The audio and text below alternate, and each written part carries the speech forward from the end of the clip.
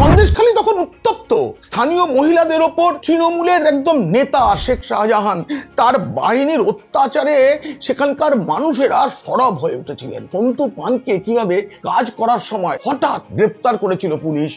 অন্য কোনো গাড়ি পায়ে নিয়ে টোটোয় করে নিয়ে গিয়েছিল তাকে, কিন্তু পরে সন্তু পানের কোনো দোষ প্রমাণ করা যায়নি আদালতে। রাজ্যের দাবি আদালত শুনেনি, মুক্তি পান সন্তু। আপনারা জানেন যে 1975 সালে ইলাহাবাদ হাইকোর্টের রায়ে তখন প্রধানমন্ত্রী ইন্দিরা গান্ধীর যে নির্বাচনে জয় সেটাই খারিজ হয়ে যায়। 25শে জুন 1975 মধ্যরাতে অভ্যন্তরীণ জরুরি অবস্থা জারি করেন দেশে। এরপর লাখো লাখো বিরোধীদের ধরে ধরে জেলে ভরা হয়েছিল, তা থেকে বাদ যাননি সাংবাদিকরাও। এবছর সেই যে কালো দিন ভারতীয় গণতন্ত্রের, তার 50 বছর পূর্ণ হচ্ছে। কেন্দ্রীয় সরকার এই যে 50 বছর পূর্তি সেটাকে সংবিধান হত্যা দিবস হিসেবে পালন করতে চাইছে। এই রাজ্যে মুখ্যমন্ত্রী চান না সেই দিনটা পালন হোক। 75 में जो इमरजेंसी हुआ है उसको सबने सपोर्ट नहीं किया। हम भी तब छोटा था, लेकिन तब भी मैंने कुछ कुछ सुना था। मेरे को थोड़ा डिटेल्स पता नहीं है। মুখ্যমন্ত্রী তখন ছোট ছিলেন,